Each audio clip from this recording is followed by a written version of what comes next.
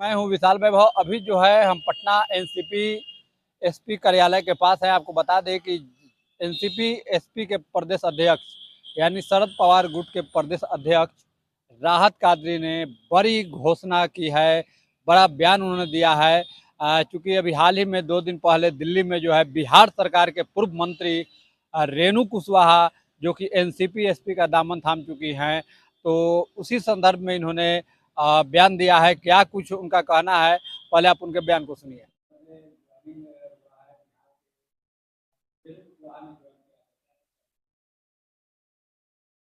बिहार के पूर्व मंत्री आदरणीय रेणु कुशवाहा जी ने राष्ट्रवादी कांग्रेस पार्टी शरद चंद्र पवार के राष्ट्रीय कार्यकारी अध्यक्ष आदरणीय सुप्रिया सुले ताई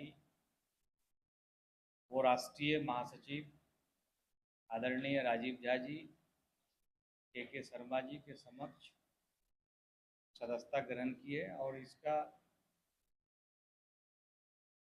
जो विधिवत ज्वाइनिंग होनी चाहिए वो आज से 4-5 दिन पूर्व हो गई थी, जिसको लेकर के मुझे आज निर्देश प्राप्त हुआ कि इसकी घोषणा बिहार प्रदेश में करें। तो इसी संबंध में मैं ये जानकारी आप लोगों से साझा कर रहा हूँ।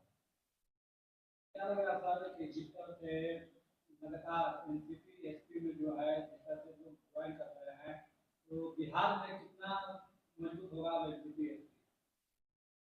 देखिए, आदरणीय शरद पवार साहब के मानने वाले पूरे देश में अपने जो गत लोकसभा चुनाव 2024 का रिजल्ट भी देखा है, उससे स्पष्ट हो गया है कि राष्ट्रवादी कांग्रेस पार्टी के एक ही नेता थे और हैं, वो आदरणीय शरद चंद्र पवार साहब हैं। और पार्टी टूटी, उसका कोई भी किसी प्रकार का इफेक्ट जो है माननीय शरद पवार साहब के ऊपर नहीं दिखा। और उनके जो कार्यकर्ता हैं, पार्टी के पदाधिकारी हैं, उन लोगों ने भी अपना मनोबल को गिरने नहीं दिया और मजबूती से माननीय पवार साहब के साथ कदम से कदम मिलाकर चलने का काम किया। और वह परिणाम है कि आज बिहार प्रदेश राष्ट्रवादी कांग्रेस पार्टी शरद चंद्र पवार में पूर्व मंत्री आदरणीय रेणु कुशवाहा जी, पूर्व प्रदेश अध्यक्ष जन अधिकार पार्टी श्री राघवेंद्र कुशवाहा जी सहित कई अन्य वरीय नेताओं ने सदस्यता ग्रहण की है। साथ ही साथ आज राष्ट्रवादी कांग्रेस पार्टी शरद चंद्र पवार बिहार प्रदेश की एक दिवसीय सांगठनिक बैठक भी थी, जिसमें माननीय राष्ट्रीय महासचिव आदरणीय राजीव झा जी मुख्य अतिथि के रूप में शामिल हुए थे। हम लोगों ने समस्त पार्टी के पदाधिकारी कार्यकर्ताओं से आगामी विधानसभा चुनाव को लेकर के, उसकी तैयारी को लेकर के समीक्षा भी किया है। संगठन को किस प्रकार से मजबूत किया जाए उस पर भी चर्चा की है। और हम लोगों ने कुछ कॉमन मिनिमम प्रोग्राम बनाए हैं कि हम लोग को किस प्रकार से संगठन को धारदार करना है, चाहे वो जिला स्तर पर हो, प्रखंड स्तर पर हो, या पंचायत हो, या वार्ड स्तर पर हो। तो इसलिए कई प्रस्ताव भी लिए गए हैं और उन प्रस्ताव पर हम लोग काम करेंगे। और आने वाले दिनों में माननीय शरद पवार साहब का भी बिहार दौरा होना है। माननीय राष्ट्रीय कार्यकारी अध्यक्ष सुप्रिया सुले ताई जी का भी बिहार दौरा होना है और साथ ही पार्टी के जितने भी वरीय नेतागण हैं उनका भी होना है। तो जो राष्ट्रवादी शरद चंद्र पवार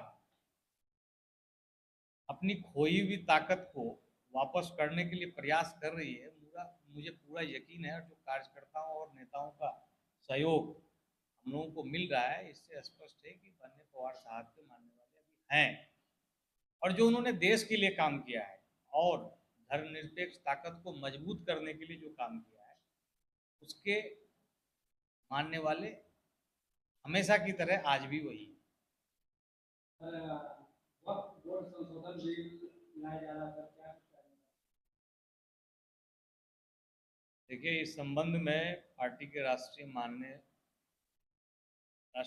महासचिव माननीय राजीव झा जी ने अपने बयान में स्पष्ट किया है, कहा है। और जो पार्टी का स्टैंड है और इंडिया ब्लॉक का स्टैंड है, वो हमारा स्टैंड है। और आपको मालूम है कि देश में किस प्रकार की शासन व्यवस्था इस वक्त है और कौन सी सरकार स्थापित है, जो जनता के हित में काम ना करके जनता को नोचने का काम करे, तो ऐसी सरकार इसी प्रकार के बिल को ला करके जनता को परेशान करने का प्रयास करती है। और ये जनता ने उनको सबक सिखाने का भी काम किया है। और नैतिकता के आधार पर देखा जाए तो जो 400 की बात करते तो उन्हें इस्तीफा देना चाहिए, और सरकार चलाने का उनको जनता ने हक नहीं दिया है। लेकिन आपको मालूम है कि ये सत्ता के कितने लोभी लोग हैं, तो आम जनमानस की समस्या से इनको क्या मतलब है। ये अपनी चीज़ों को जनता पर थोपने का प्रयास कर रहे हैं। और हाल के दिनों में आपने देखा होगा, मुझे नहीं बात करनी चाहिए, लेकिन इंटरनेशनल मामले हमारे पड़ोसी मुल्क में क्या हुआ है आपने देखा है। तो कहीं ना कहीं बहुत सारी चीज़ों को हम लोगों को देखने की ज़रूरत है और गंभीरतापूर्वक लेने की ज़रूरत है। जनता जो है वो सर्वोपरि है, और देश का मालिक जो है वो जनता है। जनता तय करती है कि कौन सी सरकार कितने समय तक सत्ता में रहेगी और रखना है। लेकिन कुछ सरकारें ऐसी होती है कि वो अपने मन से और तानाशाह हो जाती है। तो कहीं ना कहीं जो विगत लोकसभा चुनाव 2024 में परिणाम आया, इससे स्पष्ट संदेश गया है कि भारत में तानाशाह की कोई जगह नहीं है। 2025 विधानसभा चुनाव में क्या कुछ आप लोग की रणनीति रहेगी, कितने सीटों पे आप लोग लड़ेंगे? देखिए, आज की जो हम लोगों की एक दिवसीय सांगठनिक बैठक थी, इसमें हम लोगों ने 100 सीटों पर मजबूती से संगठन को मजबूत करने का संकल्प लिया है, और साथ ही साथ चुनाव हेतु कार्यकर्ताओं को तैयार रहने के लिए भी स्पष्ट संदेश दिया है। ये कमर कस लें। ऐसे में हमारी तैयारी 100 सीटों पर मजबूती से चल रही है। वैसे देखा जाए तो 243 सीटों पर हमारे लोग हैं, हमारे कार्यकर्ता हैं, पार्टी के नेता हैं, और हम लोग लगातार समीक्षा करेंगे। और हम लोगों ने एक एजेंडा भी बनाया है कि प्रत्येक महीने में हम एक समीक्षात्मक बैठक करेंगे और जानकारी लेंगे कि हमारी स्थिति क्या है। और हमें अगर समय आएगा तो हम 100 सीटों पर क्यों, हम 243 सीट पे भी लड़ने के लिए तैयार रहेंगे। गठबंधन से लड़ेंगे या फिर अलग लड़ेंगे? देखिए, गठबंधन की तो बात की बात है, लेकिन इस वक्त हम अपनी पार्टी की बात कर रहे हैं। समय आएगा, क्या परिस्थिति आएगी, अगर धर्मनिरपेक्ष ताकत को मजबूत करने की बात आएगी तो निश्चित रूप से अगर सम्मानजनक समझौता होता है तो हम करेंगे। लेकिन उस बात पे अभी कोई हम चर्चा करने के लिए तैयार नहीं है, ना हम अभी चर्चा चाहते हैं।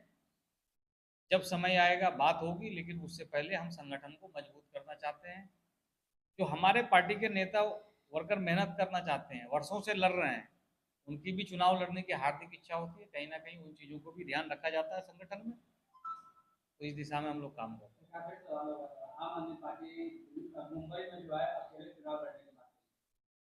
ठीक है, सारी पार्टियां स्वतंत्र है, और ये राज्य स्तर के चुनाव हैं।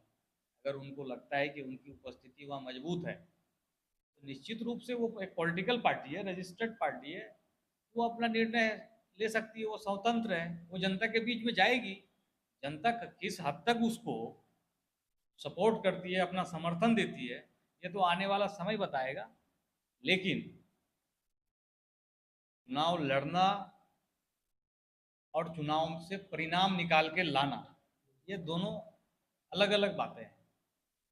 इसलिए चुनाव लड़ने के लिए सारे लोग स्वतंत्र हैं, वो जाएं वहाँ चुनाव लड़ें, हमारी भी शुभकामनाएं हैं। लेकिन परिणाम क्या आता है वो मैटर करता है। आपने सुना एनसीपी एसपी के प्रदेश अध्यक्ष राहत कादरी को, जिन्होंने सीधा रूप से बताया कि आने वाले समय में जो है एनसीपी एसपी बिहार में अपनी संगठन को और मजबूत करेगी, और साथ ही 100 सीटों पर जो है विधानसभा चुनाव पर इनकी तैयारी चल रही है। तो आने वाला समय बताएगा कि जो है ये गठबंधन से जाएंगे या फिर अकेले चुनाव लड़ेंगे, ये आने वाला वक्त बताएगा। लेकिन फिलहाल के लिए बने रहिए न्यूज मंच के साथ। न्यूज मंच के लिए नीरज कुमार के साथ विशाल वैभव, पटना।